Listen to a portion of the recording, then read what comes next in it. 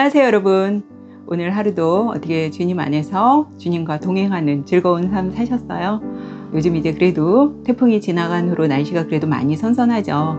주님께서 주시는 이런 날씨와 우리가 함께 주님이 주신 또 말씀과 우리 함께 늘 동행하는 그런 삶 사셨으면 좋겠습니다.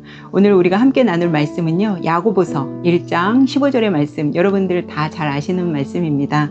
욕심이 잉태한 즉 죄를 낳고 죄가 장성한 즉 사망을 낳느니라. 우리 뭐 다 암송하는 말씀이죠.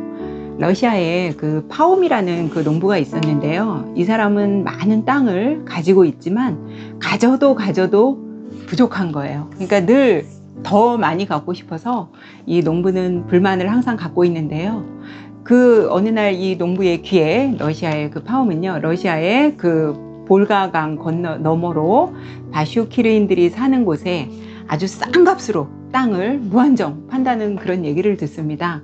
그러니 늘 땅에 대해서 불만을 가졌던 이 파옴이 얼마나 귀가 솔깃했겠어요.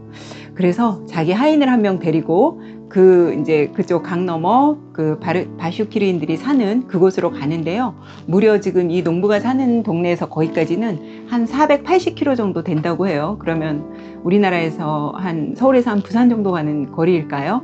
그 정도 되는 거리를 하인과 둘이서 그냥 땅을 더 갖겠다고 그 일념 하나로 이 농부가 떠납니다. 파옴이 이제 떠납니다. 그래 거기 가서 이제 지방관을 이제 관할하는 지방관을 만나서 하루에 이 땅값이 하루가 아니라 이 땅값이 얼마냐고 이제 물어보죠.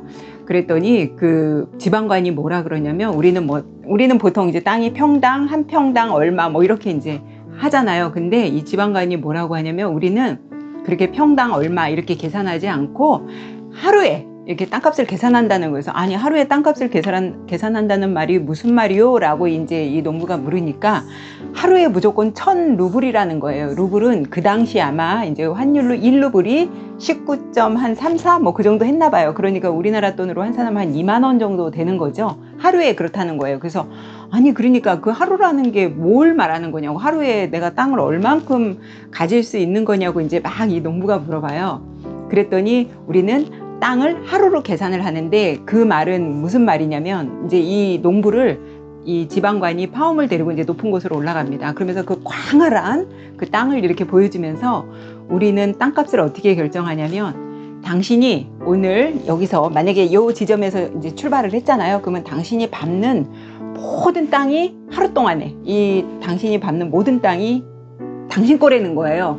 그러니까 이 농부가 그렇지 않아도 매일 자기가 많은 땅을 가졌음에도 불만을 갖는 이 농부가 얼마나 귀가 솔깃했겠어요. 그러니까 그러냐고. 그런데 이 지방관이 그래요. 한 가지 조건이 있다는 거예요. 뭐냐면, 당신이 딱 오늘 이제 만약에 이제 해 뜨기 전에 이 땅을 여기서 이제 만약에 출발을 하잖아요. 반드시 해가 지기 전에 이 출발했던 이곳으로 꼭 돌아와야만 당신이 밟은 그 모든 곳이 다 당신 땅이 된다는 거예요.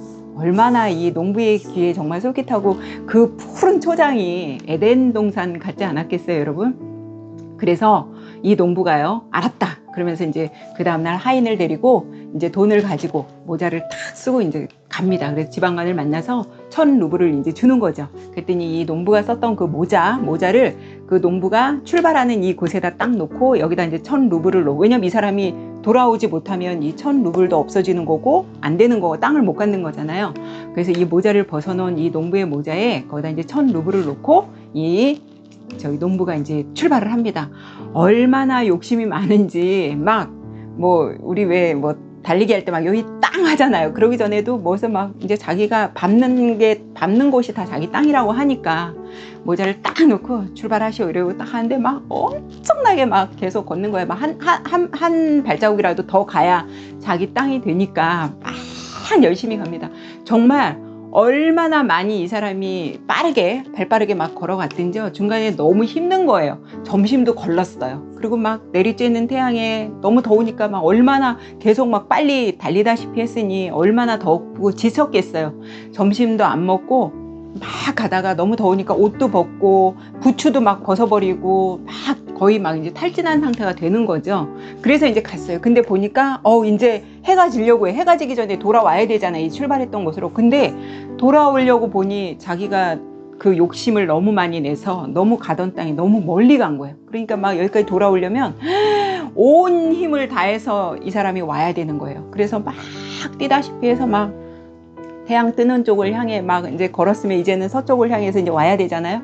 그래서 막 오고 있는데 세상에 거의 이제 막 고지가 저쪽에 이제 그 자기 그 언덕에 세워놨던 언덕에 두었던 그 모자 그게 딱 보이고요. 그 지방관이 그 모자 옆에 딱 서 있는데 까만 제복을 입고 딱 서 있는데 꼭 마치 저승사자처럼 보이는 거예요. 그래도 야 내가 이만한 땅을 다 얻으려면 내가 이까지 것 정도 수고는 해야 된다는 그런 일념 하나로요. 막 달려갑니다. 달려가서 정말 모자를 딱 잡아야 돼요. 그래서 막 달려가서 모자를 딱 잡아요. 잡는 순간에 언덕에서 그 모자를 딱 잡는 순간에 미끄러져 내려가는데요.